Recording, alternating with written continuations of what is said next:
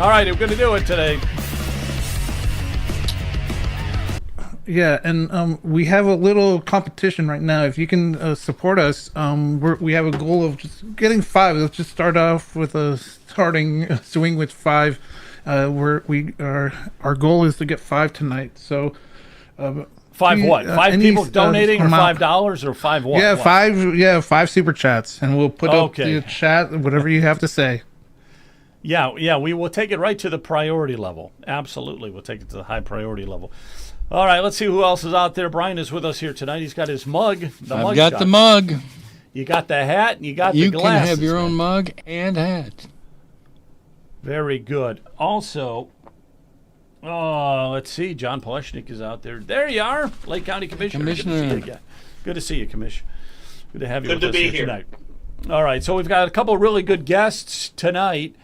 So coming up at 7:30 is Jeff Skinner. Jeff is from the Ohio Register, and he is going to be talking about data centers and food, about the food that we consume. And some of it ain't really food, okay? So we'll get into a whole discussion with that. It should be a lot of fun.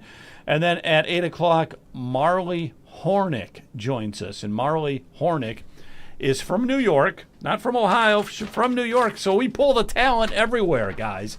And she is with realamerica.vote. That is the organization she's created. It's all about election integrity. And so we got to hear what she has to say on that, because there's a lot. The Save America Act is in the news big time right now. And we'll be talking about the Save America Act, and we'll talk about 2020, and we'll talk about all that junk that's been going on. I'm nervous because when we talk about the Save America Act, and I don't know if you guys have been following that very closely or anything, but when we talk about the Save America Act, who's the biggest person in the way right now is John Thune. John Thune is really clogging it up, and that's got me a little nervous. I'm a little nervous. Any idea why Thune is blocking it? Yeah, because he's a rhino. He's a big time rhino. So he's a Republican that doesn't believe in election integrity. Is that what we're saying? I can't really figure out why exactly he would be against it, but I know that he is. There's several others that are against it. It could have to do with it's all where they get their donations from. So if Thune is getting a lot of money, if he's getting a lot of money from these big corporations to fund his Senate career, because it takes a lot of money to fund your Senate career, they may be fully in favor of all of this illegal immigration coming in. Okay, so your bigger companies and all that, they're in favor of that because that's cheap labor for them. So Thune is not really representing the people that his constituents, and really he's following through on what Ron Young says. The 2 top priorities of politicians is to protect themselves and get reelected. So he's willing to do anything, including selling out his country. Yeah, you said it. You said it pretty well right there. Yeah, he's from South Dakota, I believe. He's in South Dakota. But there's others. John Cornyn is anher one, and he's out of Texas. He's a senator out of Texas. Those two are like how long has he been a senator? About 100 years or something? They're all up there. Cornyn especially. I think he's in his 80s. He could be. I think it's time to hang him up and go play golf or whatever. And thank you for your service. So we don't need you anymore. We need some real Americans, tried true Americans that are putting America first. It's not that complicated. On the one hand, I'm really grateful that our Ohio senators, Bernie Moreno and John Husted, are standing strong with Donald Trump on the Save America Act. But we do have some local rhinos that have been pushing back. It was kind of shocking to see our so-called Republican Speaker of the House, Matt Huffman, say, I'm against Trump, I'm against the SAVE Act. So I'm grateful that our U.S. senators, Moreno and Husted, are not listening to Huffman. They're standing with Trump on this one. Yeah. So wait a minute. Say that again. Say that again, John. What did Huffman say? Huffman came out publicly against the SAVE Act. He said that he viewed it as a government takeover of elections and that every state should be able to do what they want. and said he explicitly disagreed with Trump. So Matt Huffman's come out publicly against the SAVE Act. John, That's very Commissioner, that's why Ohio was first in aviation and 47th in everything else. When you got leaders like Matt Huffman, it's really incredible. Yeah, that's very disturbing. That's very disturbing if Huffman is of that mindset. Very disturbing. Oh, he's said it publicly. It's been in the papers. It's not an if. He is. Okay. All right. Well, thanks for enlightening us on that. I mean, I was not aware of that. I was not aware of that with Huffman, but Joe, I did didn't find really something look into it too out. closely. Yeah. Yeah. Sure. I found out Ohio is number one in the country in something. Would you like to know what it is? Walleyes. They are walleye fishing. Yeah, they are number one in the state funding of public libraries by far in the country. We spend more money on public libraries than we do on the police and fire at the state level. Local government funds takes a back seat to the public libraries. They changed it in the last budget. And I'm hearing librarians all over the state just complaining like mad. They now have to increase the local property taxes to make up for that shortfall. Libraries, huh? So that's like that's high on everybody's list of being number one. I could see, Ron DeSantis in Florida right now has got to be so jealous of Ohio. Saying, doggone it, I wish we were number one in libraries. Gosh, darn it. I mean, we're number one in everything else, but libraries, that's like everything, That's just like so important. But to be clear, Joe, it's not that we're number one in libraries. We're number one in spending on libraries. And there's a very big difference between spending and quality. And while I love many of our local libraries, the reality of it is if you're homeless, if you can't afford your home, you're not worried about what book to take out next. Yeah, and also the libraries have mission creep, Joe. And I mentioned this to the librarian in Geauga County, and I said, well, maybe, in 10 years, libraries won't really be needed, and maybe we should be paying an annual fee for a library. So if I don't use the library, I'm not paying for it. And she said to me, well, that won't work because we have a lot of parents that are using it as babysitting services, so the kids can have somewhere to do their homework. I'm not paying for babysitting services, so it's a problem. It's a big problem, and enough is enough, right? Enough is enough. Enough. Enough is enough already. I've had it. I'm tired of being told that I've got to keep paying for the libraries and the parks and everything else. I've had it. All right, let's see what somebody chat away. We are building yet another new library that gives us 10 in a 50-mile radius. Wonderful. I didn't know people really use libraries that much anymore, though. It certainly can't be to go get a book, because you can get everything online that you want. So it can't be going to get a book anymore. What is it, just to hang out, throw the kids in the library all day? And yeah, if you want another statistic, I just found out. It was in the Cleveland Plain Dealer in the Sunday newspaper. They were quoting policymatters.org, and they said that the legislators, in their infinite wisdom of reducing the income tax, that reduction, since I think it was 2005, I believe it was, has cost $17 billion a year. And the only Ohio residents that are really making out with that is those that are in the upper echelon of earnings. They made, I think it was $60,000, I believe I'm correct on that they were saving $60,000. People making $50,000 to $80,000 a year got a reduction of $800, and the people, I think it was under $40,000 in annual income, they had to pay more. They had to pay $35 more a year because of the legislators wanting to benefit the higher income, the donor, the campaign donors, That's who they're taking care of, and now they want to eliminate the income tax.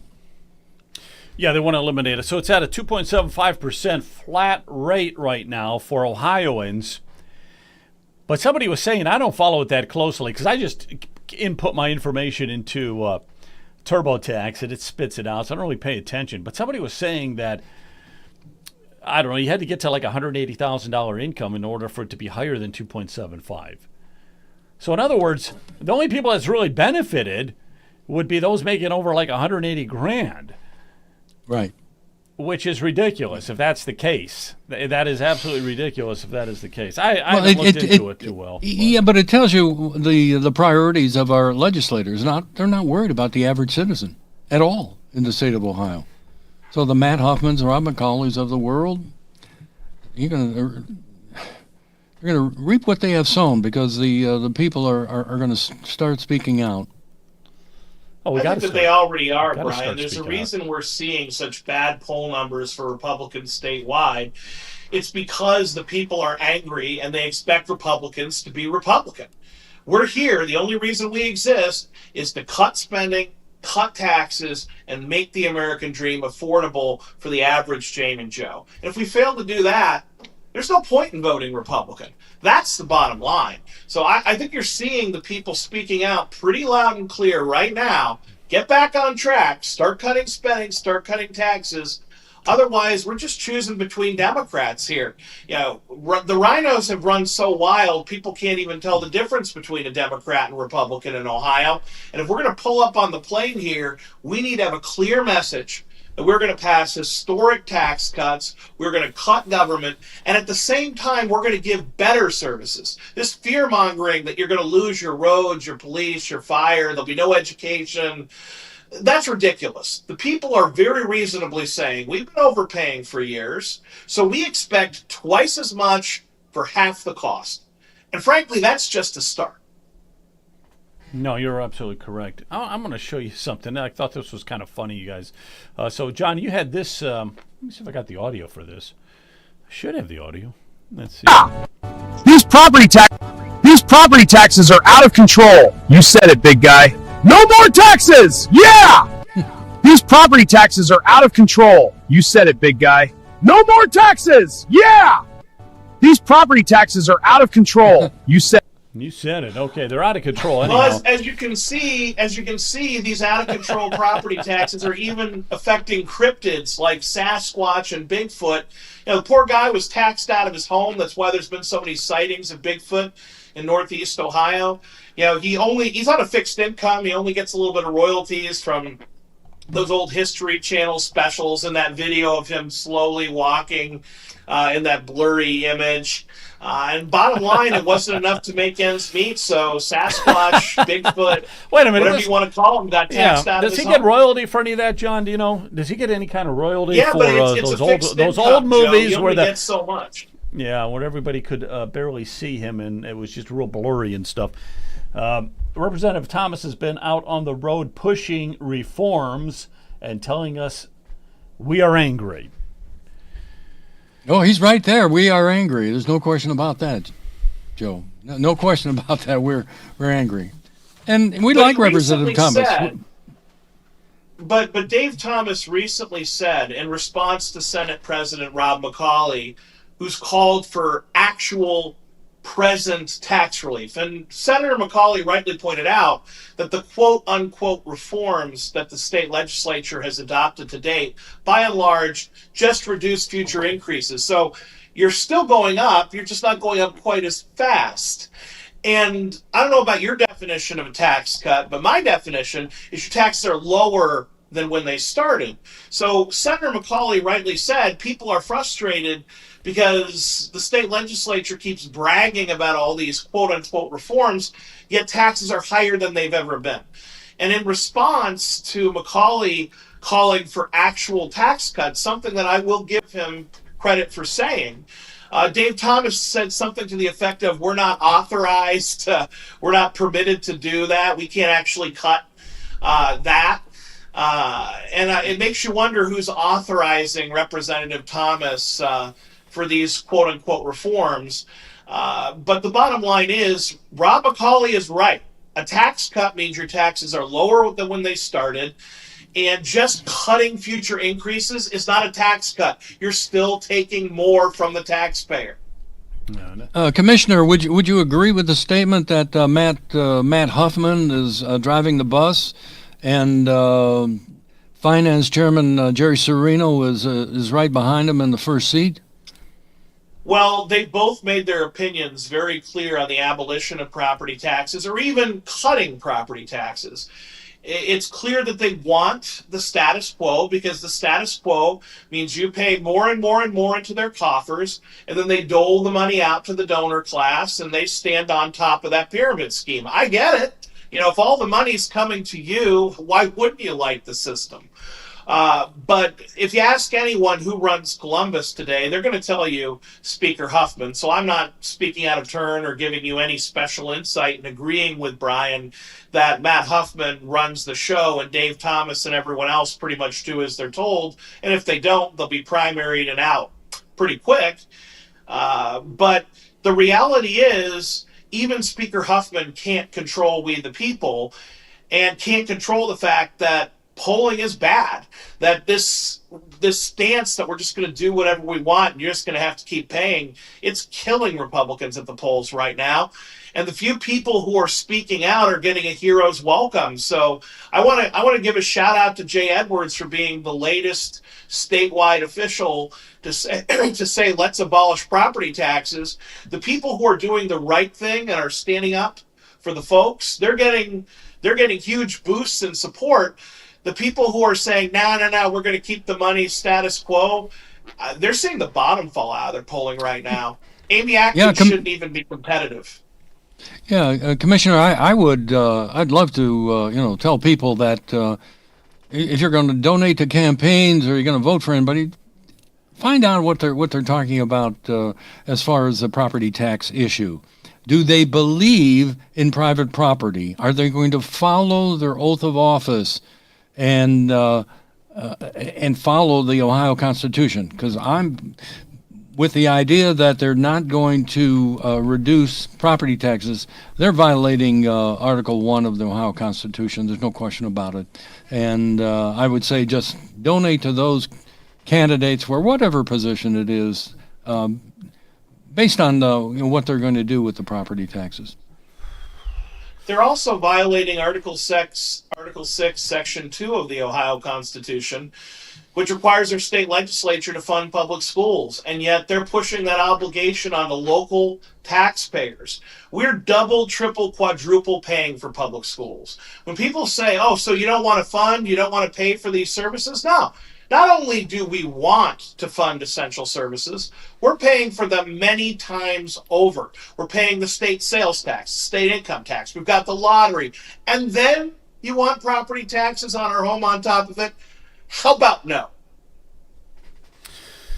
Exactly. We're being taxed to death on all that. And the state, as I tell people now, is I get a better, clear picture of what it takes with this whole property tax thing. My reasoning is, number one, the state is going to have to take over the schools. They're going to have to fund them. And they're state schools, so the state can fund the schools. And not on the backs of the local taxpayers in any capacity. So not even a local income tax, which would be just shifting the money to a different pile. No, and it'd still be coming out of our paychecks and everything. No. The schools have to be funded by the state. Then the second criteria is there can't be any property tax on your primary residence. I know we're trying to abolish everything, and that's fine, but I can't believe that the legislators wouldn't come up with something like Florida is doing and say, okay, all income-producing property, they can pay a property tax, but man, you've owned your home, you bought the home, it's like any other asset, it's your primary residence, no more property taxes, because this is insane. I read something in Cleveland.com where this guy, this mathematician was saying, well, every dollar that you give to the vouchers, that's a dollar less than the public schools are going to get. And I started thinking about that for a minute. I said, that's not really true. Okay, because his argument was it's just one big pot of money, and if you either give it to the school or give it to the private school or the public school. But if you have, let's say, you have a student who leaves the public school to become go into a private school, they're going to get funding, and as that happens, which it should, you're going to have a decrease in enrollment in the public school. So when you have a decrease in enrollment, then you need fewer teachers, fewer administrators, you need fewer buildings. You don't have to be building these Taj Mahals and everything like that. So that's how this whole scale should be working. But you know darn well it doesn't work that way. Doesn't matter how many kids leave the public school, they still want that same amount of money. As a matter of fact, they want more. They want more money every single frickin' year. And they want to build bigger and bigger schools. And the other thing that aggravated me a lot, too, was with DeWine. You know, he wants to have so that these kids can go in and get eyeglasses, dental work, talk to a psychologist, you know, on and on and on. And what the hell is that all about? It's supposed to be a school. He's just building this big monstrosity of a entity that is controlled by the government. He's building his socialist utopia. The guys are flaming socialists. Yeah, he's trying to, but I mean, it's so stupid. It's so stupid. No, the schools, they should have minimum. Why not privatize education? Well, you guys could Tony chime in on this, but I would say, listen, you're talking about privatizing. We already have private. Why don't we just do this? Give everybody a voucher. If you want to go to a private school, take it with you. If you want to go to a public school, take it with you and hand it to them and be done with it.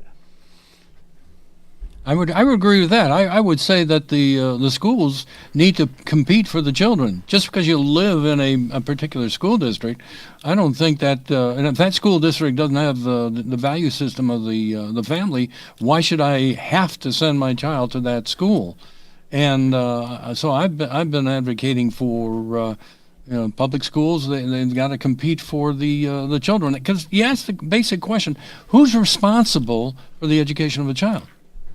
And I've asked that question to several people now, and some of them are hemming and hawing. They're not really sure. And one person said, "Well, the state." I don't view that's the state's role. Governor DeWine, with his idea of providing complete services, that's the Representative Dan Troy has already said that the public school funding is a purest form of socialism from the redistribution of wealth standpoint. And Brian, nonetheless, Representative Dan Troy supports this socialism in public schools. It's not just that he observes that it is the purest form of socialism. What's so troubling to me as his constituent is that he supports it. He supports it continuing and getting worse and worse. And what disgusts me the most is that these politicians like Dan Troy and the school board members have the unmitigated gall to stand behind our kids, to use them as political props and say, it's for the children. Such a lie. If they gave a damn about our kids, if they gave a damn about the future of Ohio, they would want our children to be able to go to any public school, any private school, homeschool, any educational option, whatever fits them best. They'd say, if it means a better education for you, go for it. But instead, we're trapping kids in failing public schools. We're stealing their future. Also, some bureaucrats, principals, and politicians can get wealthy. It's disgusting. But I think that's the first step in reform. We have to say no to these despicable politicians who are using our kids as political props for their personal gain. Don't you dare put their names in your mouth. Don't you dare say this is for the children. Admit it's for you. Yeah. Commissioner, I was reading up on there was a House bill where the legislators are trying to address the problem with reading and math, and I happen to agree with the union on this one, in that the union was complaining that what has happened is, although everybody wants to see the proficiency scores increase, the legislators create more and more government. They're into tracking anything and everything related to improving test scores. And all that does is add administrative cost to the school system.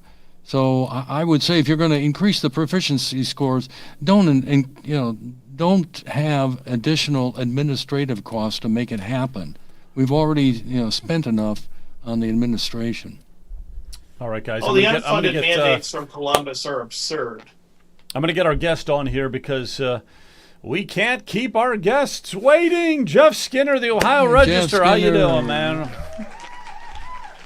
The fanfare and everything. Good to see you out there. Good to see you. The Ohio Register.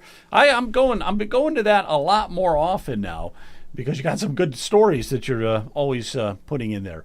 And we got to cover a couple of them here. I thought we would cover two that were on there. One was about food, or maybe that stuff that they claim is food, and data centers. So we'll talk about those two here if we could. But anyhow, let me just show you this. So this is the Ohio Register. This is, and let me get you on there. I got to get you on here and at least let you say hello. How you doing, man? Yeah, hey, how's it going? nice to be back.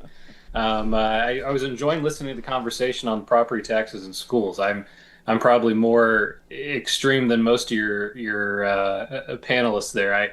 I'm a fan of giving the tax dollars back to the people and letting us decide if we even want to go to an institution or homeschool. I think homeschoolers often get the short end of the stick when it comes to that, but I won't belabor that conversation. We agree with that, Jeff. We agree.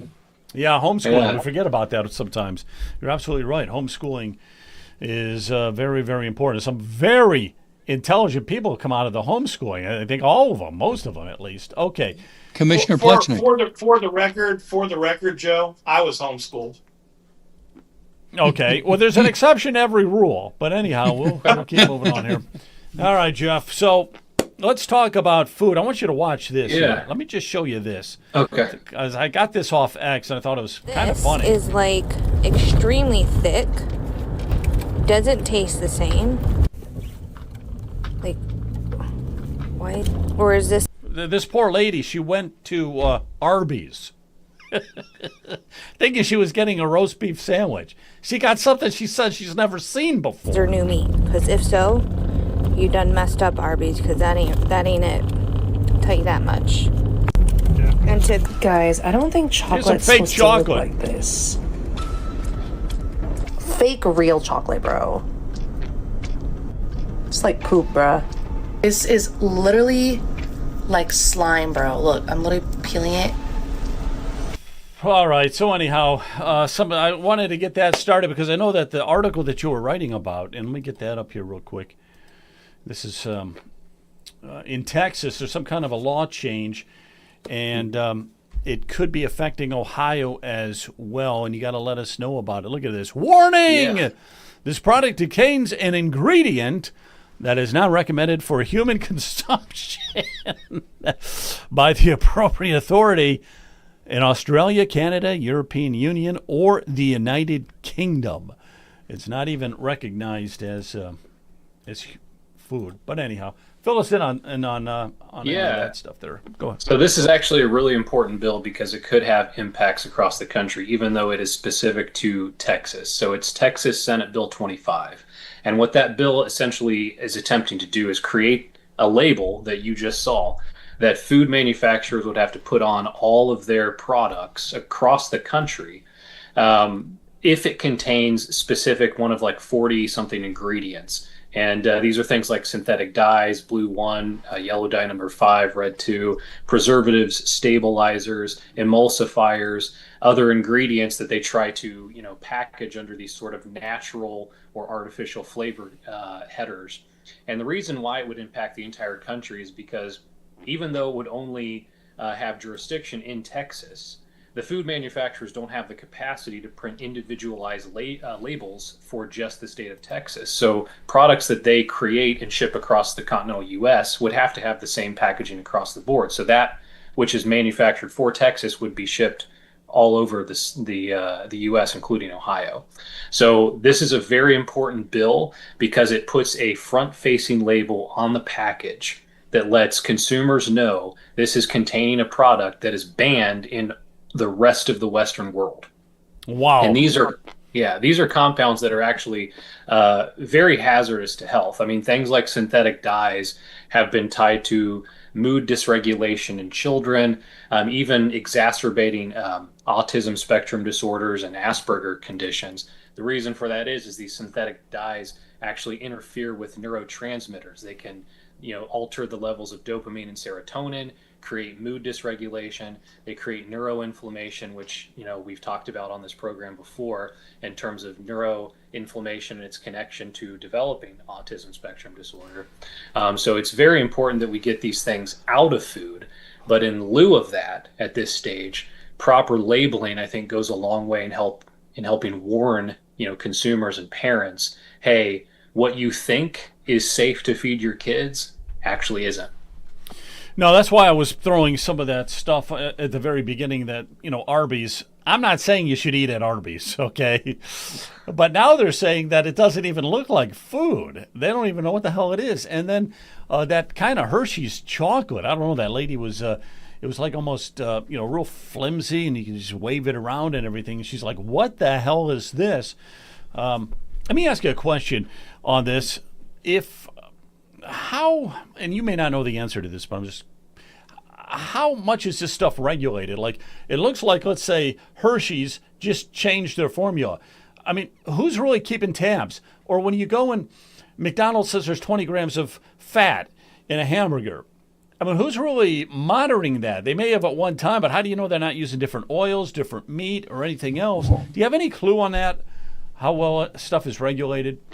To some extent. So a lot of it comes down to the FDA specific, bylaws, which is touched on in the article pertaining to things like the Nutrition Labeling and Education Act of 1990 or the Federal Food, Drug, and Cosmetic Act, FDC Act, under Section 403. So like a lot of this stuff comes down to whether or not they can classify compounds as collective class names, which is how they get away with a lot of it. So if you look at a food package label on the back of it, you'll see a lot of things that say, natural flavors added or natural ingredients. That's a class header. And basically they're allowed to include a lot of different things, whether that's pieces of a horse, whether that's, and I'm just going to be honest, aborted fetal tissue lining, which is used for creating flavor enhancers now in fast food products, or anything under the sun, because natural is anything coming from a natural base, form. So that could be human, animal, who knows what. In addition to that, you have the incidental additives, which is under 21 CFR 101.100A3. And this is specific headers that comes from items that are included in the manufacturing of food products, but are not at what they call significant enough levels to impact health or wellness according to FDA regulations or previous FDA regulations, but are still in the food compound at a high enough level that you can test it and find it. These are things like anti-foaming agents that are used in certain like breads and things like that because they use, and sometimes wood pulp derivatives to make the bread rise that should not be in there at all. So we've gotten to the point where we have essentially deregulated the food industry to such an extent they are including things that should never have been discussed or even consumed, by humans. But because of the way that we're collectively classing things and allowing it to go, under the radar, we're essentially eating things that are rubberized, plasticized, made of wood or wood derivatives, yoga mat derivative things, and bread. Like it's gotten insane. Yeah, you really don't know what to eat anymore. Now that is a big warning label. And it's on potato chips. You would think of all things, you ought to be able to eat potato chips for crying out loud, but they're making it with ingredients that are harmful to us and could be potentially even knocking us out, killing us, giving us brain damage, the whole works. Jeff, thank you so much for bringing this to light. It's great information, and I'm going to contact Andy Rose, who's our administrator here in Township. I'm going to see if I can start raising chickens. I'm going to have to raise my own food, it seems like, because I've given up on the fast foods. I have. McDonald's go. I didn't know about Arby's, but now that I see that about Arby's, I won't be, going to Arby's for sure. Yeah, or Hershey's chocolate. You got to watch yourself. Yeah, I mean, that kind of stuff could do you in. Yeah, I'm just hoping Mally's here in Mentor doesn't do anything to destroy their chocolate. So I'll have to find out. Now, it's time to co-op our foods. Over to the commish. Oh, wait! There's a voice from beyond. I just heard. There he is. You've been hiding. Jonathan. You've been hiding. I was waiting for my opportunity to chime in. Oh, wait a minute. I'm suspicious of collusion between these food manufacturers and hospital systems. If they can keep us sick and unwell, they make more money in the hospitals. I agree, Jonathan. You know me. I'm a follow the money guy. Yeah, that's why I never go for a checkup, because why should I go to a checkup? Are they going to find something wrong? I got to stay away from them. We've seen this trend towards cheapening our food and our consumables in the United States for a long time. I mean, economies of scale are a wonderful thing, but here's where they create a perverse incentive. If you're a huge company like Pepsi or Frito-Lay, Hershey's, Nestle, the bottom line is you save 1/10 of 1 penny on a good over millions and millions sold. That's real money.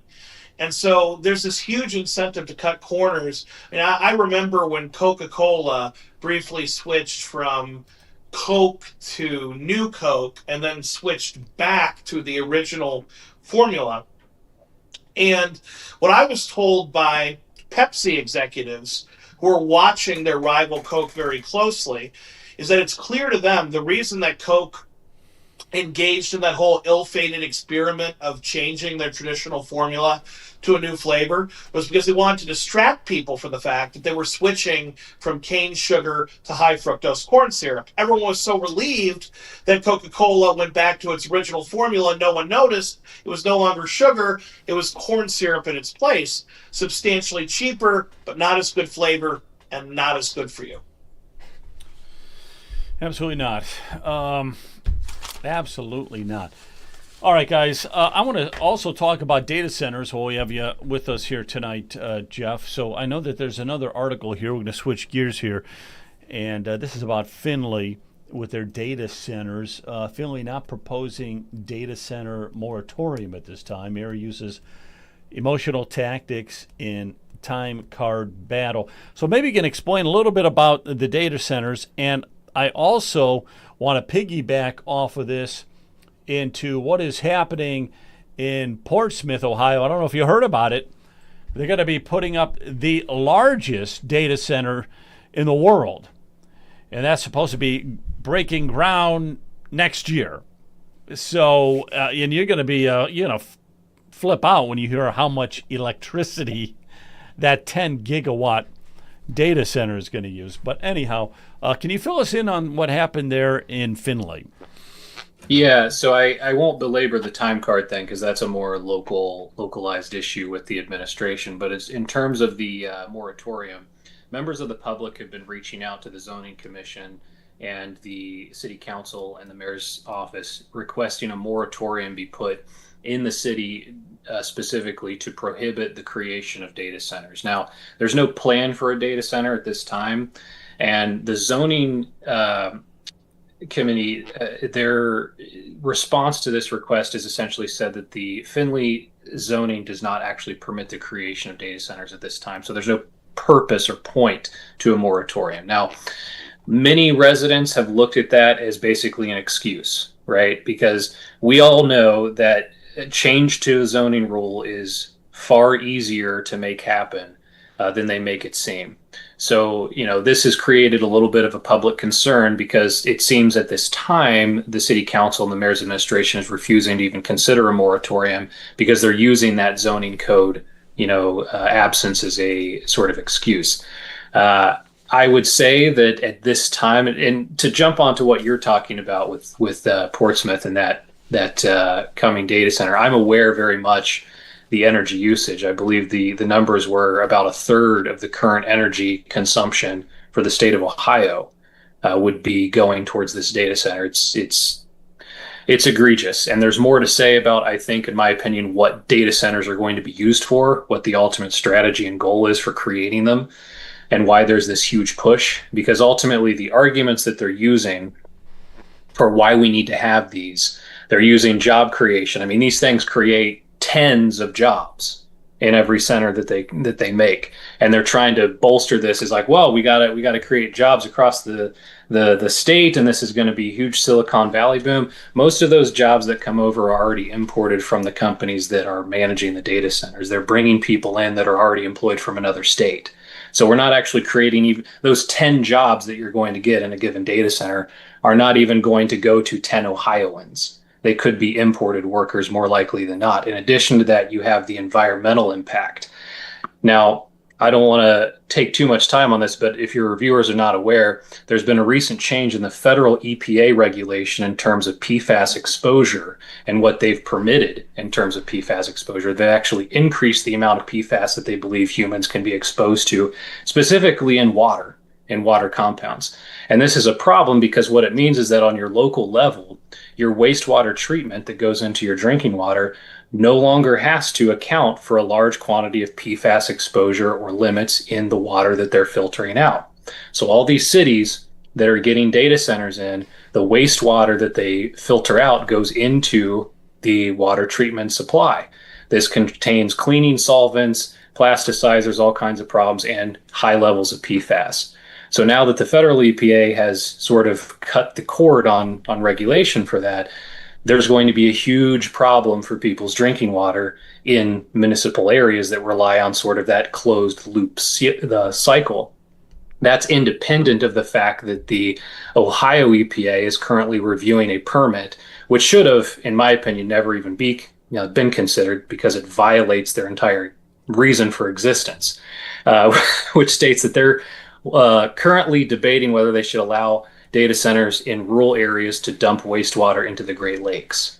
And this is a problem because the EPA has specific bylaws that says they're not allowed to permit downgrading of the state's water supply. That's part of why they are in existence. And they're arguing that we should permit this because it's necessary for Ohio's economic development. Again, the tens of jobs that you're going to get for every data center coming in, we're risking complete destruction of the state waterways and the drinking water supply in municipal cities for No, that's a really good point, because this big one that's coming in Portsmouth, that's going to be right on the Ohio River, and it seems like that they need water, so they're going to be putting these big data centers near big bodies of water, and you're right, man, they could be polluting that up big time. Joe, data centers need two things. They need lots of water and lots of electricity. And that's why you're seeing Ohio targeted, because we have a lot of waterways. Lake County has been the interest of several sites. We're right off Lake Erie. We have the Perry Nuclear Power Plant. And there's been an ongoing civil war in Perry between the village, which wants to bring in a data center to increase their tax base, and basically the township school board and the populace in general that have been very strongly opposed to it. Our Lake County Sheriff, frankly, and Bruno, for example, lives in Perry, and the proposed data center would be right next to his house. So he's pushed back very hard on that idea. But you can see why the interest is there. You've got the body of water. You've got the Perry Nuclear Power Plant. This fight is going to continue in Lake County. There's also been talks of a data center. Mayor John Barr has warned about this right over by the old coal plant. Now it operates as just essentially a relay station for power. No longer generates in Eastlake. So right by Eastlake Timberlake, there's been apparently some interest.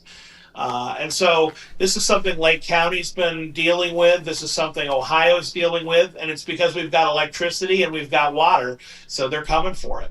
Yeah, we got flat land too. And we have lots of tax incentives that they can't pass up, like free property taxes for these monstrosities. And they don't have to pay any sales tax on any of the construction materials they buy. Let me just tell you how big this place is. This data center is a 10 gigawatt All right. I think the largest right now is being built in Louisiana is like 2 gigawatts. Okay. So this is going to be 10. It's going to be like 5 times that size. This thing is enormous. It's absolutely enormous. It's going to use 80 terawatts of electricity. So how much is 80 terawatts of electricity per year? It's equivalent to 8.3 million homes that they would use in the course of a year. That's how much electricity this thing's going to be drawing. This just the one data center. And the entire Ohio consumption's about 150 terawatts. So if this consumes 80, more than half of it. It's more than half. Yeah. It's more than half of Ohio. And I wonder if the smart meters that we're hearing about, this is just a precursor to what they're going to do. So they put the smart meters in, which can control the amount of electricity going into the home. You bring in these data centers, and they're following the water, and they're using up all the electricity. And just like in Colorado, I understand that they have brownouts where they can actually cut the electricity to the homes. I think this is what's going to be on the horizon, for the state of Ohio. They're setting it up already. Yep. I think Brian's absolutely right. We're going to see controlled brownouts in Ohio. These smart meters are the facilitative device. They're going to get them in under the guise that they're just there to have more accurate bills, that they might actually help you to save electricity in the long run. But in reality, they're really there so they can turn off the spigot. And when that data center needs all the energy, when the demands are up over the summer and people are trying to turn on their air conditioners, they're just going to switch you right off and let that data center keep on going, because the data center is the valuable client. They'll have you do without. Yeah, without a doubt. Hey, Jeff, I want to ask you a question, because you were kind of alluding to something, that you have a theory about these data centers. What's that theory? Yeah, I mean, it's piggybacking on what Brian was touching on. I think energy consumption and throttling is one aspect of it. But we already know over the last 10 years, the goal has always been to, create a technocratic control structure. And it's not just energy consumption, it's mass surveillance. The next generation 911 programs that are all going to be running through AI protocols, going through information from flock cameras and targeting systems that are used to identify perpetrators, et cetera, across county and state lines. All of that feeds into a grid at some point, and it started way back in the early 2000s with a DARPA project called LifeLog and the Information Awareness Project. And those were started at the input of the War on Terror in the early 2000s. And essentially what these things was to use quantum computing and advanced computational theory to evaluate threats in the citizenry before they occurred. They want to be able to essentially look at whether or not you're going to be likely to commit a crime against the state or the system itself and cut that off at the pass. Now, LifeLog eventually ceased to be a program under DARPA's Black Box or Black Book program, and that corresponded with the onset and the release of Facebook. And the Information Awareness Project has expanded now in a similar fashion. It was overseen by a guy named John Poindexter, who was very famously one of the 2 people, who got consequences or charges after Iran-Contra. And he took this project over and expanded it. And that's where we're at today. I mean, ultimately, we're not making these data centers so that people can make AI videos of cats playing pianos. That's not what it's about. It's about creating a surveillance structure that will keep people in their homes if need be, with mass surveillance, control over your energy usage. And if they want to, eventually, the goal will be some form of digitalized currency. And all of that will be kept on a blockchain and surveilled with your biometric data. So they need all of this infrastructure to facilitate that. And that's why I think it's paramount that we fight these things, because if we don't get them out, I mean, this is essentially they're erecting the digital fences around us for what will become a digital prison for us. Unbelievable. This is the reason AI was created right here. No more taxes! Yeah! These property taxes are out of control. You said it, big guy. No more taxes! Yeah! These property taxes are out of control. That's the you whole said it, big purpose guy. of AI right there. That's why we're spending all these billions and billions of dollars so we can create those types of memes. And Bigfoot too. By the way, Bigfoot's been spotted everywhere. He's been out and about like crazy, so it's pretty interesting. Hey, Joe, I've got a. Plechnik has got at least an inch or two on Bigfoot, I think, from that video. Yeah, John's a pretty big guy. I didn't realize Bigfoot. he was the same size as Bigfoot, though. Yeah, go ahead, I feel Brian. really bad for Bigfoot. He was recently taxed out of his home. That's why there are so many sightings in Northeast Ohio. He's on a fixed income. He only gets so many royalties from that fuzzy video of him walking through the forest and those old History Channel specials. So he just couldn't afford when they revalued his property. He's homeless. He's out in the woods now, just trying to make do.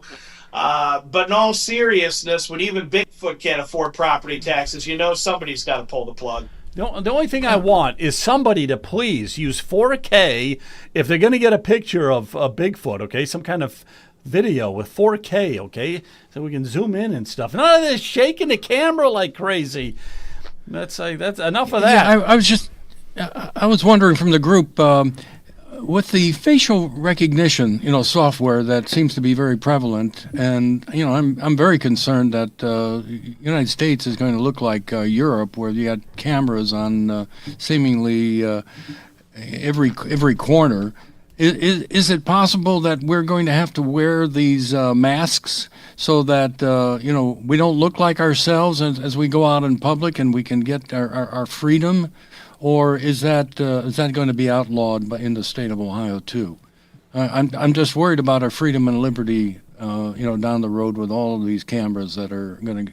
It's really just doing exactly what they're doing in Europe right now. That's foreshadowing what's going to happen here. It's being built, even out where I live. Yep, you're absolutely right. Taking pictures of everything and video. Yeah, you got it. I'm going to. I'm going to say, we're going to say adios, Jeff. Thanks again for coming on. Appreciate it. We got to have you on again real soon. Thanks for all you're doing with the Ohio Register. We appreciate it, man. Thanks, Jeff. Great job. Great work, Jeff. Yeah, thanks for having me. You're welcome. All right, we got our next guest coming up here in just a minute. But first, Ken, are you still with us? Yep, I'm here. All right, give us a good plug. Make it a good one. Yeah, just make sure to, on any platform that you're watching, to also share, not just follow us, but to share. Also, of course, if you are on YouTube, please support us over there. You can do that with memberships or with a super chat. So if anyone's over there, please be one of the first super chats for us. That would be great. You can also do a Rumble rant over on Rumble. You can also do stars on Facebook. And you can also, we're going to be really working on the 24/7. We've had the 24/7 going for Rumble. You can watch our old videos or old podcasts, basically, 24/7. So if you missed it, you can go over to Rumble and watch it. We'll be adding that to our website. So just go to ohiopoliticalnews.com and you can watch it right on the main page. Also, go to ohiopoliticalnews.com/shop to get the mugs, to get the merch, anything that you would like. I know we have a couple of people going out to get some more footage. I know Hillary Jackson's going to be doing some work with us, and that's great. So we'll hopefully get some of that footage back as soon as she's able to do that. But yeah, this does cost money to do this. We're trying to build this. We are growing. Numbers are going up, and that's great on all platforms. And if you want to also do an event, you have something going on, go and email Joe at ohiopoliticalnews.com. Let us know what is going on, and we will go out and live stream it. We have the capability of live streaming it. Please let us know if there is something going on in your community that we want to cover for Ohio. Please let us know. The only way you can do that is emailing us or even going into Facebook. I've been getting a lot of messages over there, and we appreciate that. We need the support, and then also 24/7 is growing. If you want to be a sponsor, please be a sponsor of the podcast Sunday nights or the weekly podcasts that Joe can do, or the 24/7 getting your word out. We can definitely do that too. So just reach us over on either Kent at ohiopoliticalnews.com or Joe at ohiopoliticalnews.com. Thanks, Joe. Okay, did anybody do a Rumble, not a Rumble chant, on YouTube? Did anybody take us up on the offer? Not yet. I'm challenging everybody out there, whoever can do... If you do the first Rumble rant, I will give you... If you can send out your address, I will give you a mug. I will send and the you a mug's mug. probably Whoever more than the wants to Rumble do. rant. Yeah. So we're actually going to lose money on it, but we'll do let's it. see the Rumble. Let's see it work. Whoever comes, whatever you want to do. It would be nice if you could do at least cover the charge, but if you can at least do whatever, we would appreciate that. Thanks. All right. We appreciate it much. Thanks, Ken. All right. We got our next guest on here tonight, Marley Hornik from realamerica.vote. How are you tonight, Marley? Good to see you. Great. How are you guys, gentlemen? Good to see you again, too. Yeah, it's been a while, but I'm glad to see you again. And it's funny because I was doing a little bit of research with Grok, which is ChatGPT, except it's the one that Elon has. Anyhow, it's an AI. And they mentioned that you were on the Ohio Political News podcast. I was like, wow! It's like that was really neat to see. We're famous now. You Thanks to got to be Marley kidding Hornik. me. Okay, very good. Let me just give a little bit of info, and then you can also fill in the dots a little bit here. But you're the founder, CEO of realamerica.vote. Your mission is to build a foundation for lasting election validity where compliance and verification are required. We like those words. Accurate voter rolls. We like that. Constitutional compliance. Federal oversight of voter data and protections against voter roll corruption, election interference, digital insurrection. Some of this stuff I don't even know what it is. But it sounds really, really good. Citizen-led voter roll audits, and also you do litigation. And you have been involved in Ohio politics because in 2024 you had a federal lawsuit in Akron challenging the Ohio voter rolls, and I think that's why we had you on last time. Because of that. I'm sure. Of that. Yeah, because we're out of Ohio here, and I know you're in New York. It's good to have you. Is there anything you want to add to that? Is that's what Grok said about me? That's what Grok said. Yeah. All right. Well, I would say that the real value that I add to the gigantic election integrity / election validity debate nationally is the research that I've done on how to thread the needle of using the Constitution to fix our problems now. And I think that would be that's probably the only thing I would add, plus black belt. Okay, what I want to do is I want to play something here, and this, I got this right. Let me play this right here. This one's pretty good, too. Let me just play this and get your thoughts on this. 1 second here. She was put back on the rolls, and I verified with that clerk. Can you see if she's active or inactive? And she checked, and that deceased family member was marked active. Okay, so she had a dead family member taken off the rolls 20 years after this person died and then put back on the rolls, meaning somebody was voting under the name of her dead family member, and she's the Speaker of the House in Michigan. So how big a problem, how widespread do you think this really is? The review so far this last year of approximately between 50 and 60 million voter records, which states have voluntarily uploaded or we've gotten from them, has shown hundreds of thousands, over 300,000 dead people on the voter rolls, and that's just a slice of the voter rolls. Okay. So that was something that I just saw on X the other day. I mean, that was just something brand new, because what that is the states that submitted their voter rolls to the Department of Justice, they analyzed it. Now, of course, there's like 20 states that refused to give them anything. So these were the good states, and they got over 300,000 dead people on those voter rolls. You can imagine what it would be in California and New York, and Georgia's really bad, Michigan, et cetera, et cetera. So is that something along the lines there? Is that something that you are concerned with voter integrity? Yeah, and we don't have to imagine what the problems are like in California, New York, Georgia, and Michigan, because we've audited them. So, for example, in New York, I don't have a count on dead people, but as Harmeet just said, that's only one slice of the voter rolls. It's only one of the myriad problems that we discover if you take even the most cursory look at accuracy in voter registration records. Now, there's a real anchor in this inside of the United States Constitution. So a lot of the issues with the voter rolls are adjudicated under several federal laws that are hopelessly inadequate for rectifying them.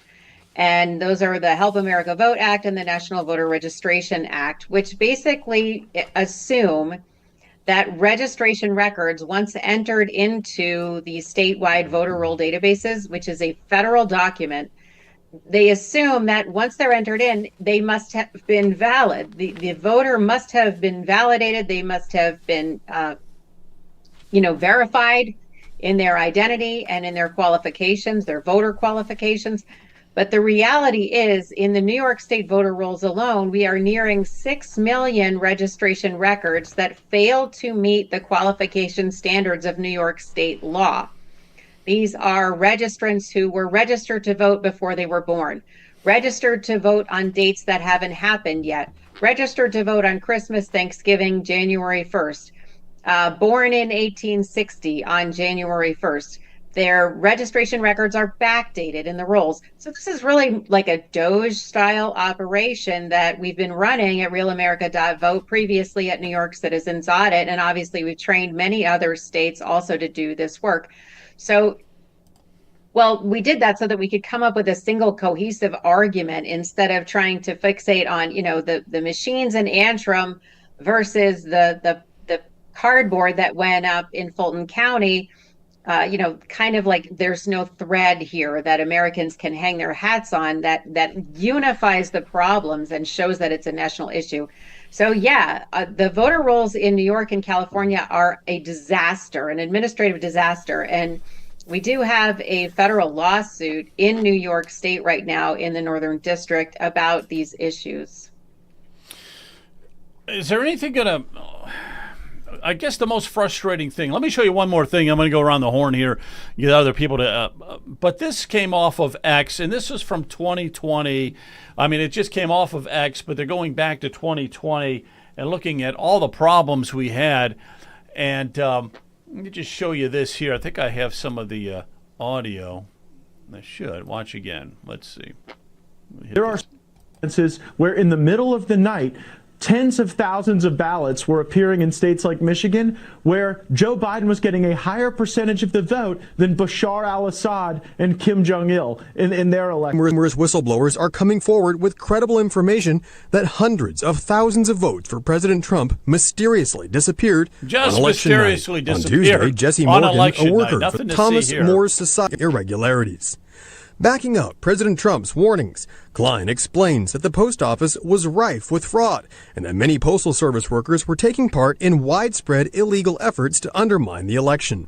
While the missing truck full of ballots is bad enough, other whistleblowers say they drove thousands of pre-filled ballots right over state lines, which is a federal crime. So anyhow, it goes on, but there's so much fraud out there. Do you see, so many questions, but okay. Do you see anybody being held accountable for this? I mean, I've heard again and again and again and again, and it's nonstop about all the fraud, but it's like, okay, I know it's out there. It's so obvious. So what are we going to do about it? I guess that's the frustrating part. Right. And I totally share that concern and frustration. And that is one of the reasons why in 2024, I was head of an organization that filed 9 federal lawsuits, one in Ohio and one in 8 other states. Those lawsuits have now culminated in an opportunity in the state of Colorado to make an argument that the Fifth Circuit upheld in Texas regarding materiality. And this is really the anchor. This is the anchor, the legal anchor in our lawsuit in New York. And this is where we have this opportunity, because all the things that those videos show and talk about are things that citizens are not able to prove. We have to wait for law enforcement and prosecutors to do something about it. And sometimes it feels like we're going to wait so long, we're going to be the dead voters voting, right? So the point that I wanted to make before, and let's just go ahead and hone in on it now, is that in the United States Constitution, and it just happens to be the second sentence, Joe, like if you are sitting in front of a piece of parchment and you're holding a quill pen, like you're not at a Microsoft, app station, you have a quill pen, your candle has lit your work area, and you are deciding what sentence are you going to put first and what sentence are you going to put second in this document. The second sentence says the people of the several states choose the representatives in Congress. The first sentence says the Congress members are the ones who set the laws. The second sentence says it's us who choose them. And then here's this really great part. It says the states choose the qualifications of those voters by statute.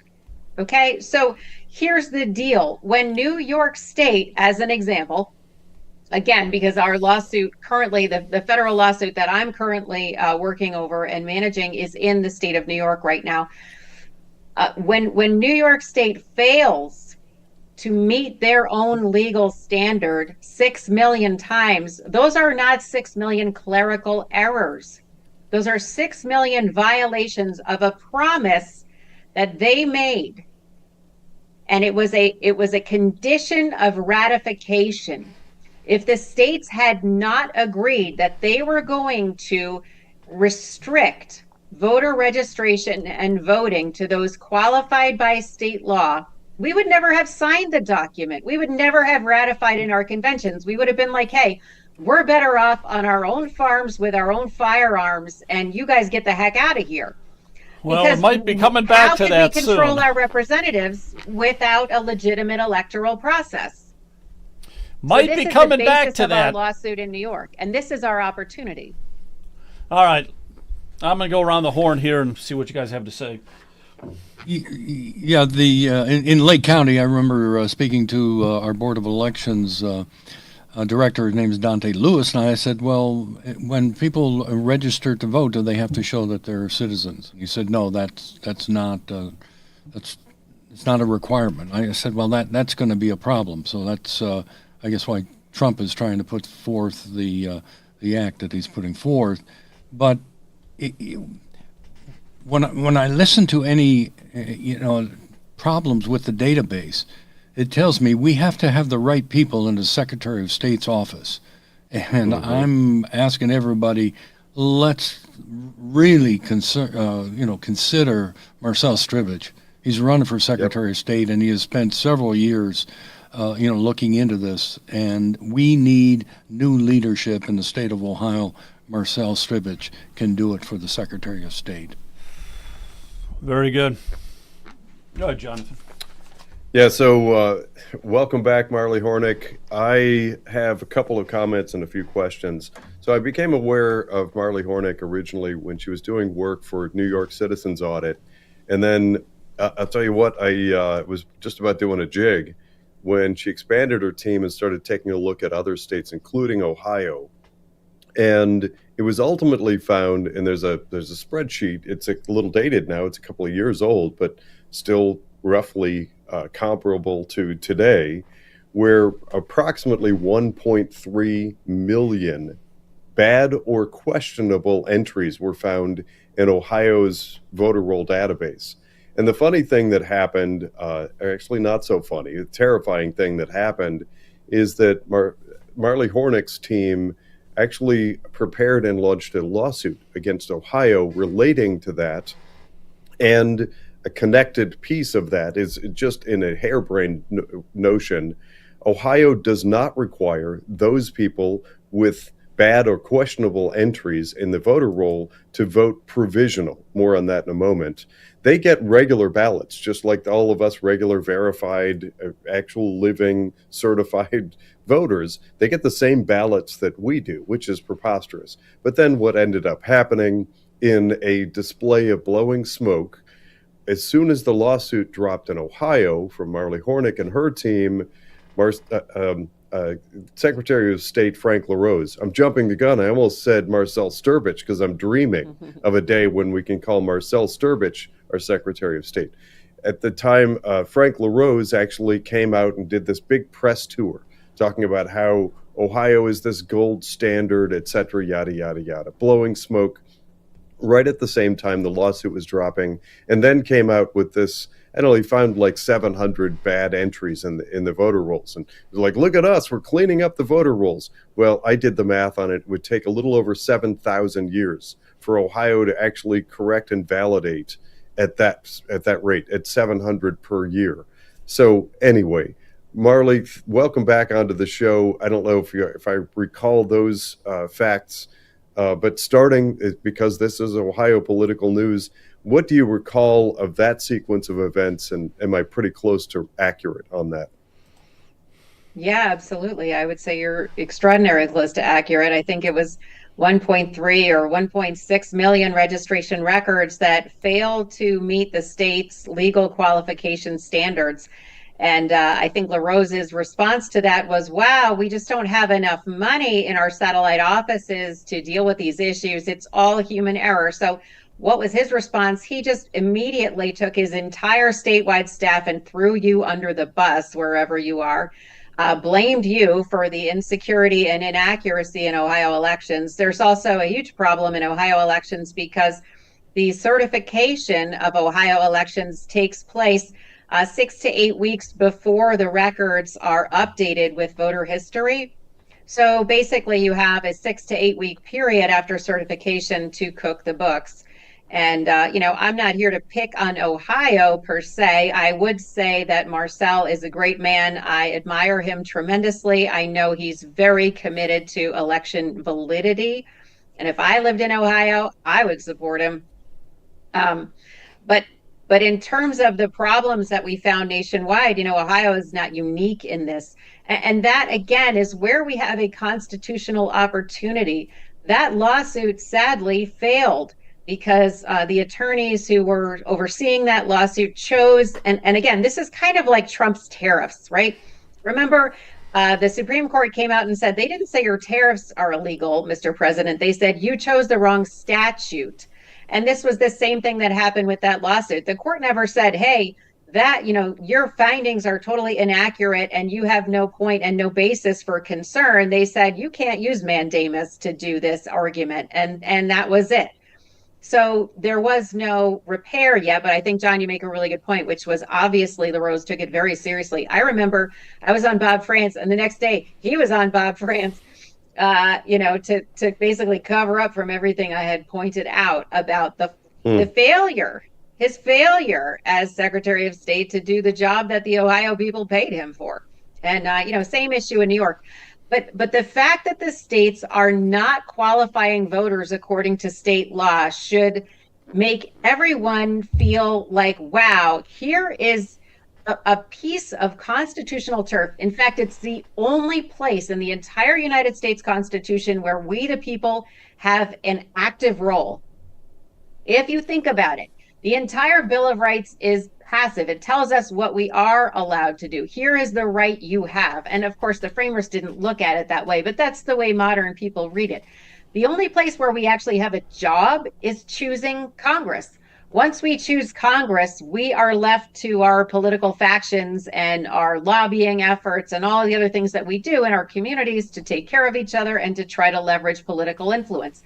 So the choosing of Congress is the critical moment that sets the entire United States government into motion, and obviously the president as well. And I'm talking about the federal government here because this is where we have an action at law, a 1983 civil rights protective action to say, when you, Frank LaRose, or in the case of the lawsuit that I have now, when you, New York State Board of Elections, failed to qualify 900,000 people that you allowed to vote in a federal election, you usurped the right to choose from the people. You tried to grab our constitutional territory and take it for yourself, and you're not allowed to do that. So this is a place where we have to dig our heels in as Americans. You know, I get it, all the stuff on X, and it is maddening. This is the place where we actually have a power and a right to enforce it. And that's what this lawsuit seeks to do. Also, you know, I think Joe was talking about the issues where the DOJ is not getting the voter roll list that they're seeking from over 29 states now that they are suing in federal court. RealAmerica.vote also filed amicus briefs in 2 of those cases, including Pennsylvania, where the Department of Justice has made a certain argument, but we go further and we say, hey, you know what? This document that they're asking for, it belongs to them. And it belongs to them because of James Madison and because of Alexander Hamilton. And we go back into the Federalist Papers and the ratification debates and explain to the court and to both parties that we have this thing called the Guarantee Clause. We are guaranteed a Republican form of government, and the federal government and the state government are required to oversee our constitutional right to choose representatives. They both have a power and an authority to make sure that the other one is doing the right thing. And hopefully that's going to move these cases along a little bit so that the DOJ can do more of the work we saw Harmeet talking about. You know, unfortunately, although a lot of citizens have done great work, of course, the DOJ doesn't feel like that work is trustworthy until they've done it themselves for whatever reason. So we have to wait another couple of years. That's what I'm saying. Like, we could be dead. Like John was saying, it's going to take them, what did you say, 7 million years or something, 7,000 years to clean up Ohio's voter rolls? Yeah, right. And by then, you know, there'll be more problems. So we've got to take care of the issues. I got a feeling 7,000 years from now, I ain't going to be around, okay? You'll still be voting, though, Joe. I'm going to tell you one thing. If I do vote after I die, I am not voting Democrat. And it seems like they all vote Democrats for some reason. You know, it's like... Yeah, all the dead people seem to vote Democrat. Yeah. So in the afterlife, I don't know what goes on in the afterlife, but it seems like you have to vote Democrat or something like that in the afterlife. Let me just interject something really quickly, if I might. So recently, I've had a series of interactions with government agencies, and it seems like they're all switching over to this E-Verify thing, which is a nightmare. It's a giant, colossal pain in the neck. If you haven't experienced it yet, you should dive in when you've got 72 hours of sheer boredom and a bureaucratic nightmare to grapple with just for the experience of it. You have to go through all these steps to verify that you are who you say you are. And then you get a text message, and from the text message, then you have to generate an email, and then you can use like biometric data and all that stuff. And so that's like the big growing trend in government is like this E-Verify thing. Are you really who you say you are? And it just mind-bogglingly, it is exactly the opposite of what's happening in the voter realm. The voter realm's like, hey, there's a sheet of paper. It showed up from we don't know where. Let's attach it to we'll assume that somebody wants to vote somehow. We don't need to verify anything. We don't need to back anything up. No records need to be maintained. We don't need, the sort of paper trail. It's mind-boggling to me. And I think that a very large number of people, Americans, have woken up to this and want things like they're pushing for the SAVE Act, for heaven's sakes, for a reason, because we're realizing that there are significant places, some are worse than others. If you look at what we're seeing coming out of Fulton County, Georgia, Maricopa County, Arizona, and many other places like it, the news and information that's coming out of Michigan and New York, for heaven's sakes, Marley Hornik and her team are exposing this stuff. Please, here's what I'm going to turn this into. I'm going to implore our audience and anybody that hears this, do not think that, oh, that's just those people over there. We went through a long period of time where we would point at California and say, well, at least we're not as bad as California. But now all of that nasty stuff that was tried out and worked to the detriment of Californians is sweeping the nation. It's rampant in New York and Michigan. It is definitely present in Ohio. So please don't be one of those people that thinks, oh, well, that's everybody else except me. I hear it a lot. It is not the answer. The answer is roll up your sleeves and start asking questions locally where you live about what might be broken in your current election systems. And look at that website. Go to realamerica.vote and start following the information. Find Marley Hornik. There's a little side note. I've got sort of an open inside joke with Marley Hornik. I've seen her speak publicly a few times, and I liken her to Sarah Connor from the Terminator movies. That's my nickname for her. Like, I try not to use cuss words, but there's that period of time after she was like Disco Girl and turned into the badass version of Sarah Connor. That's Marley Hornik, and she's out there. She is fighting the fight. You need to find her, find the things that she's doing, and assume that some number of the things that are problem issues are local, and roll up your sleeves and get involved. You know, John, I want to just cut in because I want to add a couple of items to what you just said. First of all, Ohio is definitely going to be subjected to a lot of the issues if we don't do something, which was part of why I filed that lawsuit in 2024.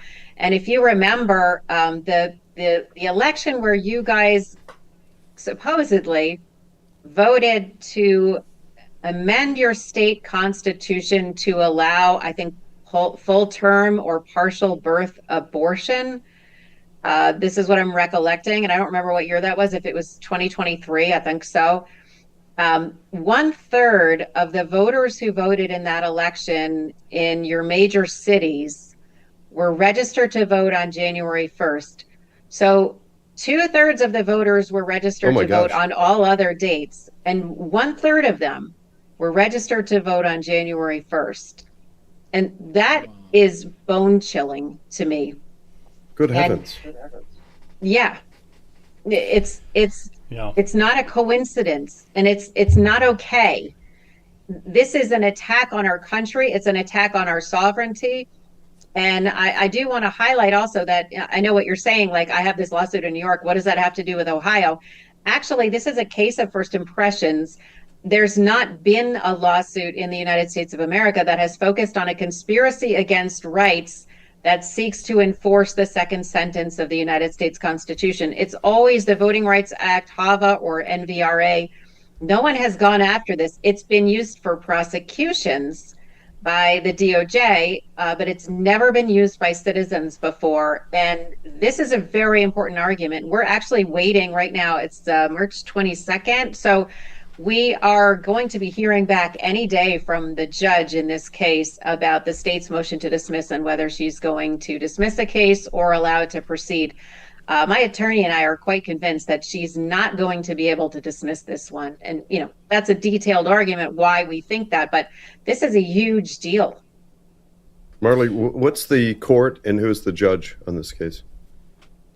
It's in the Northern District of New York. The judge is May D'Agostino. And apparently she's supposed to be a very moderate Democrat, a fair-minded and very constitutionally minded judge. Also the, oh gosh, now I can't think of the word. The guy who assists her, and I can't think of the word, it's just blanking out of my head, is supposed to be extremely fair. Yeah, the magistrate is very fair-minded. So the interesting thing was also, you know, here's the point. Okay, so in our lawsuit, because going back in time, one of the things that happened to New York Citizens Audit was we got really big and we got really effective, and that was not popular in New York State government. And so one of the things the State Board of Elections did was send letters defaming our efforts to all of our representatives across the state, to the Association of Counties, the Association of DAs, the Association of Sheriffs. You know, why did they want to tell the law enforcement that we were in the wrong? I don't know. But they did this. And then the attorney general got involved. You might know of her, Letitia James. She ended up opening a criminal pretextual investigation into New York Citizens Audit under the guise of the Ku Klux Klan Act. And we found out we were under this investigation by reading it on the front cover of the Times-Union and Newsday and all of the major, rag newspapers from Montauk to Buffalo. So the first issue in our case is that they not only denied us the right to free speech, they denied us the right to petition, and they interfered with our representative relationships by defaming us before we could get to our representatives.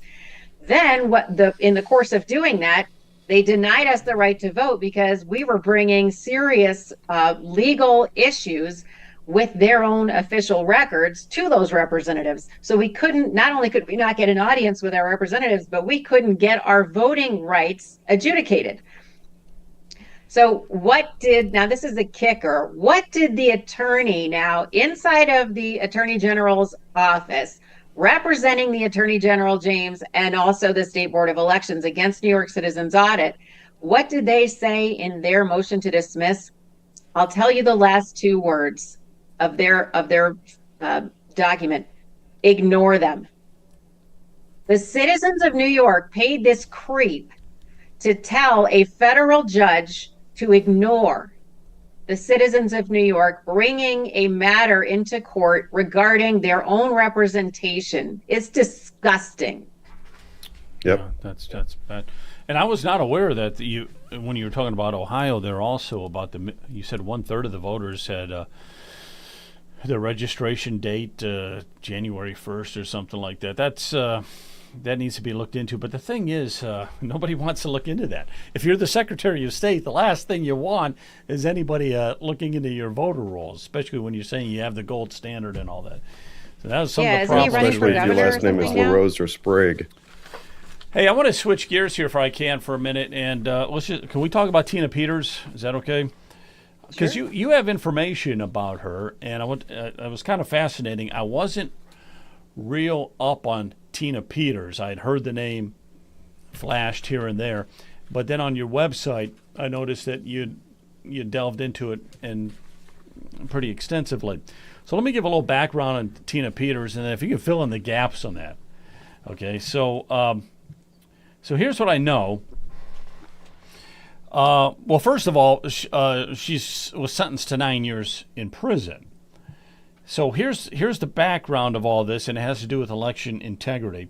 So she was collecting in 2021 forensic images of the Dominion voting systems hard drives, and before and after this mandatory software update.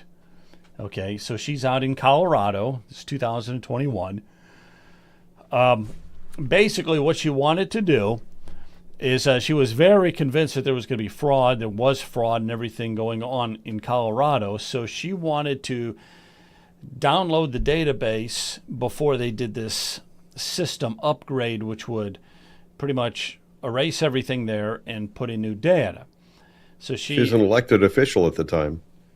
That's important to note. Yeah, she's right, exactly. She was an elected. She was a fairly high. Well, what elected official was she? I know that she worked for the Board of Elections, but what? She was the county clerk for Mesa County, Colorado.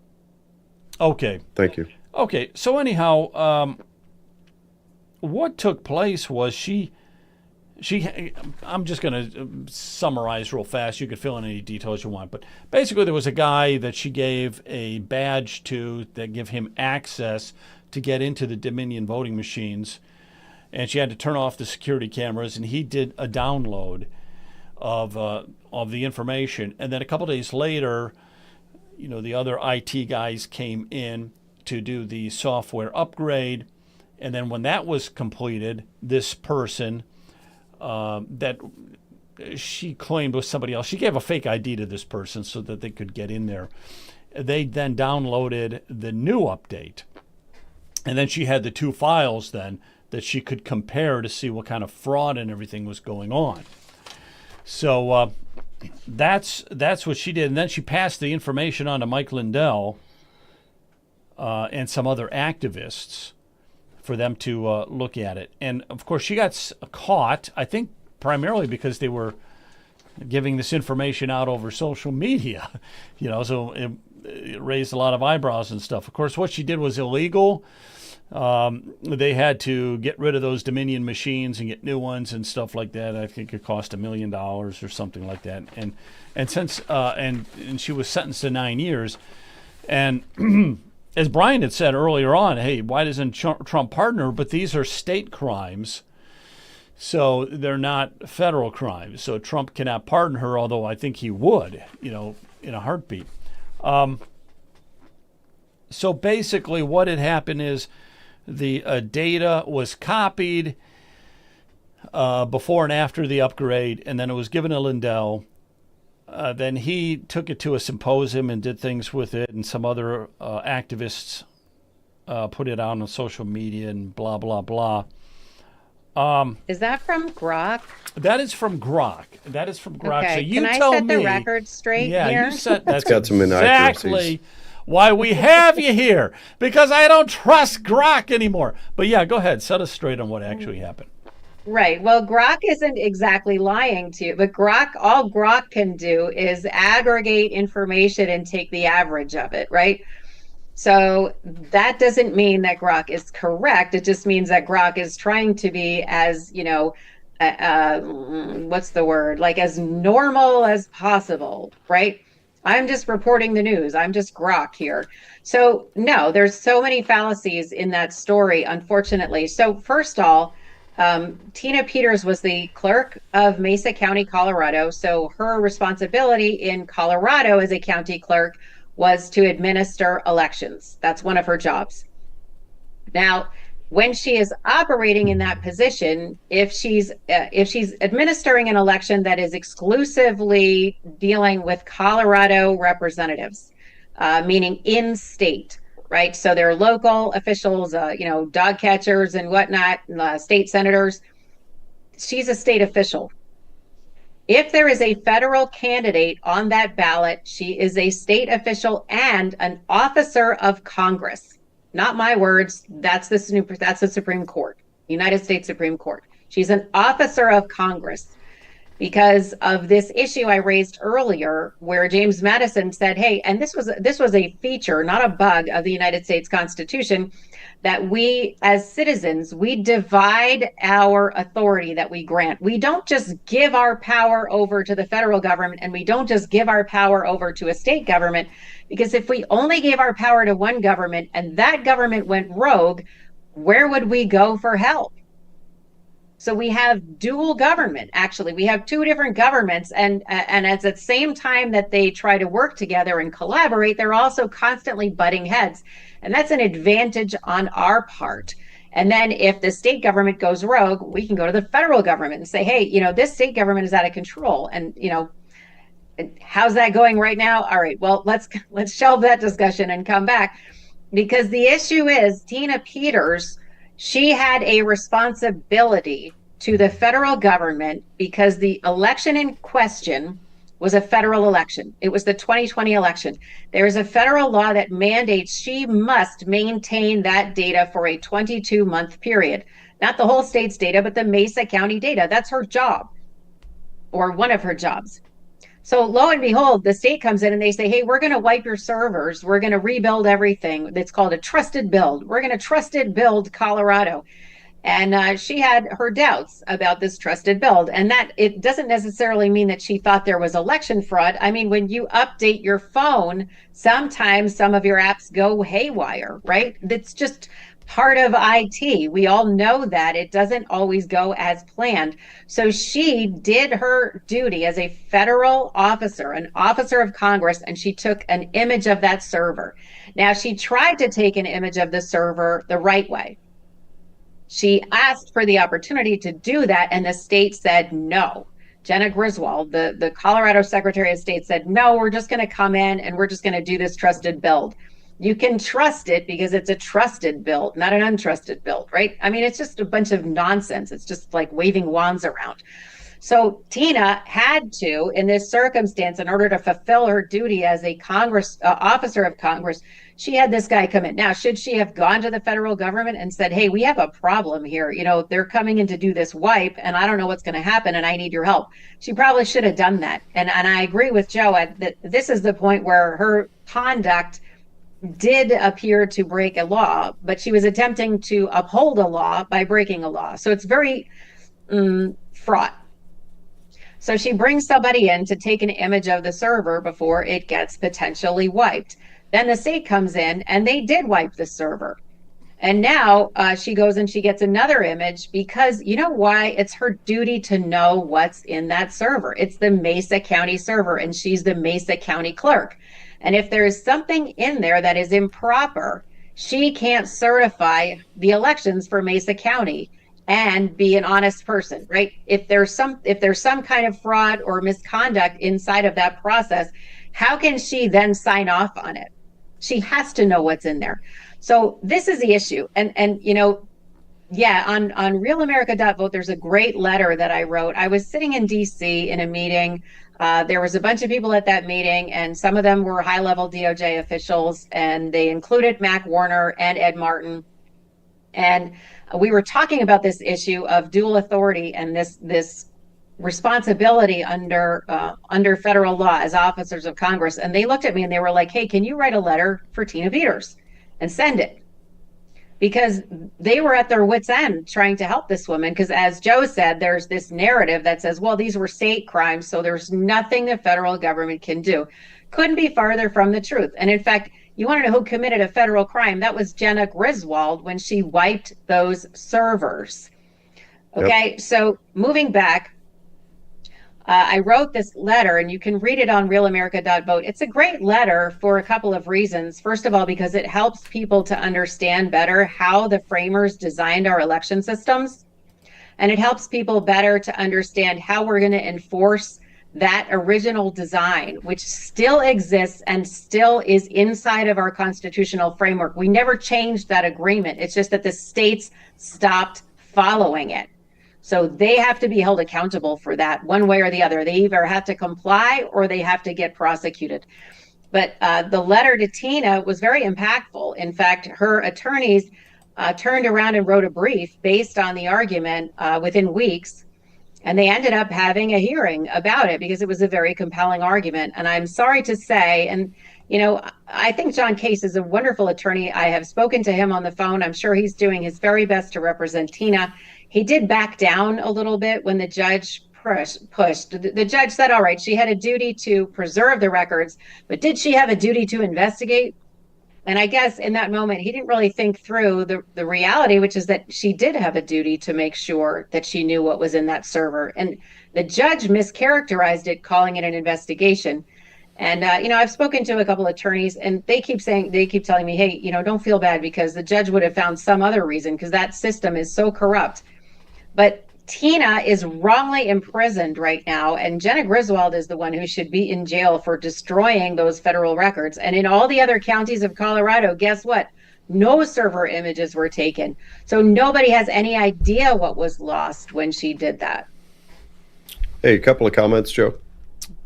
Yeah, go ahead. So we'll go around the horn here and then we'll wrap it up. But this has been a really good discussion. Yeah, go ahead. So the first thing, don't forget that in addition to wiping the servers, Jenna Griswold is also the woman in Colorado who effectively publicly let the server password be known. For anybody that follows, you can see my my blog at the bottom, or my go to Unwoke Academy. I had the great pleasure of hosting Tina Peters as my guest for a special 4th of July episode 2024.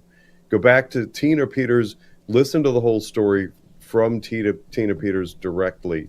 My comment on the thing, and this just goes to the core of America and fighting for our freedoms, rights, and liberties.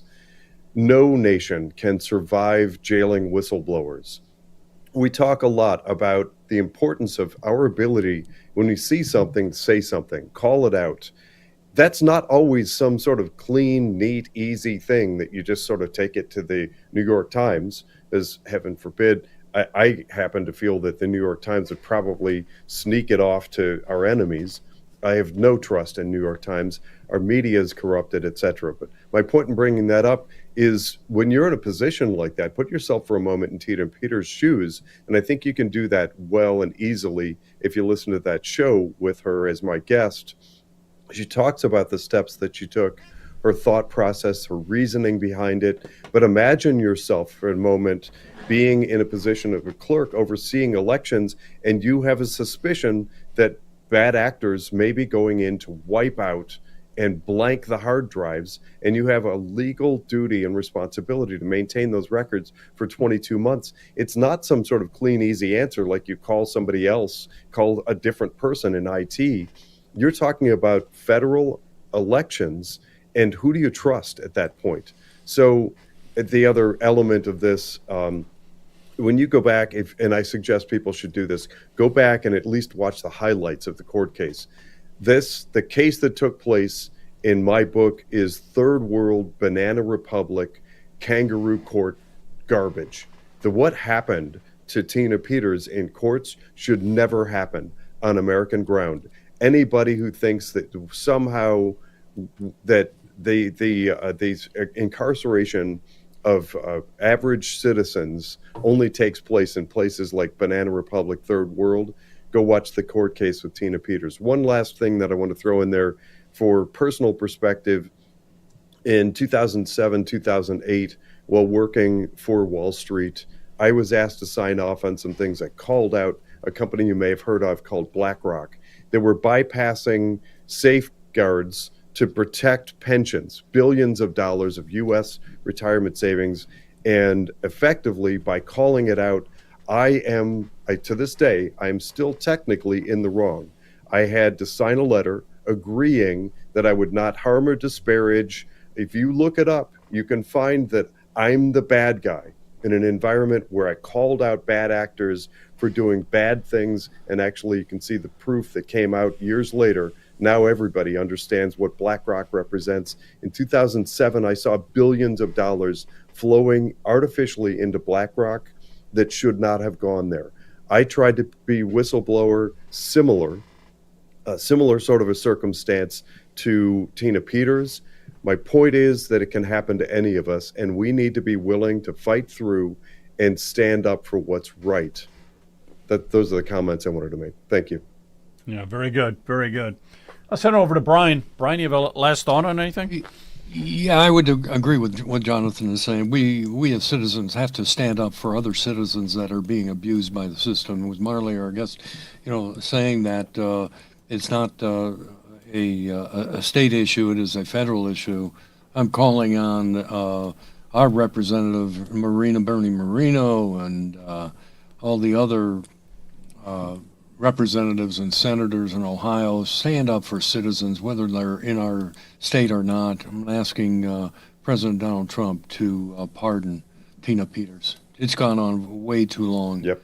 And if they can do it to Tina Peters, they can do it to any of us, because as we are speaking out, in the state of Ohio, I dare say they've probably got some civil actions that they're going to throw at us just because we are fighting the system. When you're standing on the front lines and trying to do what is the best interest of the citizens of that state, it's just not right that the politicians can use and abuse the average citizen. So I would really support Tina Peters getting out of jail immediately. Yep. There's a website, Free Tina Peters. Very good. Yeah, absolutely. I'm all for these activists, and I don't have the whole story. I've only got the story from Grok, and that's the downside. And you're absolutely right. All Grok does is he will take all the news stories and mix them together and come up with something in the middle. President Trump has pardoned Tina Peters, but it's a state conviction. That's what I was saying. Trump really can't do anything, apparently. I could be wrong, but that's what I've heard. And so it's a state conviction. But any last thoughts, Marley? He should have been able to do something. But again, the judge mischaracterized Tina Peters' actions, and in that moment, I think the attorney just got flustered and didn't fight that one all the way down to the mat, as I like to say. Understandably, it's a confusing topic, but at the same time, tragic, because there she is still in prison. I think it's also really important to remember that there was one other thing about Tina I wanted to bring up, because recently she was. Oh, this is what it was. That's right. Okay, so Colorado just prosecuted another official of the same stature as Tina Peters for the same crime, and it was treated as a misdemeanor, and the woman got a year of probation and community service, while Tina Peters got 9 years in prison. So crazy.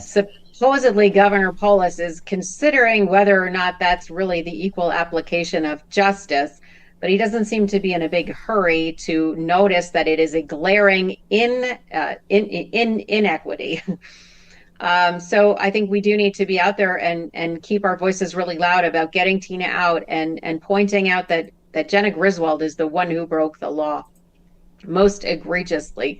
And I want to thank John for bringing that point up also, that she posted those passwords on a website that anyone could access. So it's just insanity. Yep. I don't, in terms of closing, I think it's just really important what everyone has said. I want to echo it, which is, and especially the way that John put it, this is not some neat thing that we're right, and so we say the right thing out loud and then everything falls back into place. Our country is under attack, and nowhere is that more clear right now than in New York City, I would have to say.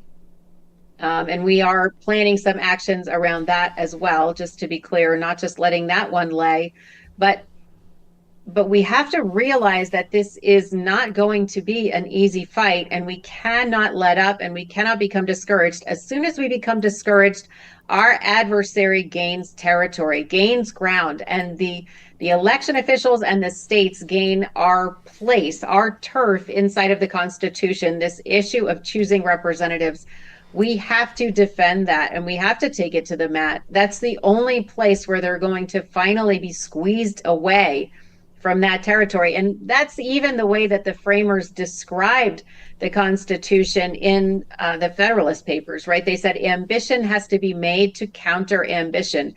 And of course, the states are ambitious over our congressional representation. What a prize, right? Our representatives oversee a multi-trillion-dollar budget and the greatest power on earth at this time. So why wouldn't they want to control those offices? And to Joe's point earlier, LaRose and many other secretaries of state they're typically in the position that they're in the Secretary of State position temporarily on their way to a better job in politics. So it's up to us to decide whether or not they get that better job, as long as the elections are fair. And that's what we have to keep fighting for. And whether we get the SAVE Act or not, remember this, if nothing else, the states promised to qualify voters according to state law before they register to them to the vote and before they give them a ballot. And that is a vow that hangs over the very top of our United States Constitution. If they're not upholding that vow, then we do not have a Republican form of government. And that is where our point of leverage is. And you go out there, everybody here go out there and you say, I just want to make sure you're upholding your promise. I want to make sure you're qualifying those voters. So if the SAVE Act doesn't pass and you don't have to have voter ID, I want to know how you're figuring out all these January 1st registrants, who they really are. I want to see those documents. I want to see it on paper, and I want to see it one by one. No more magic wands. And you'll get there, especially if you elect Marcel. Well, we really do appreciate you coming on tonight. It was great. You are one ball of fire. Nope, I don't want the applause. Wait a minute. I got to get it over to you. There you go. All right, well, thank you. Keep up the great work. You're a true activist. You're a true patriot, and we really appreciate it. Thank you so much, Marley. Thank you. Thanks, Marley. you guys. Great to be on again. Yep. Yep, when we'll have you on again. We're not going to wait years. All right, take care. We'll see you. Good night. Good night, everyone. Good night, everybody. Good night.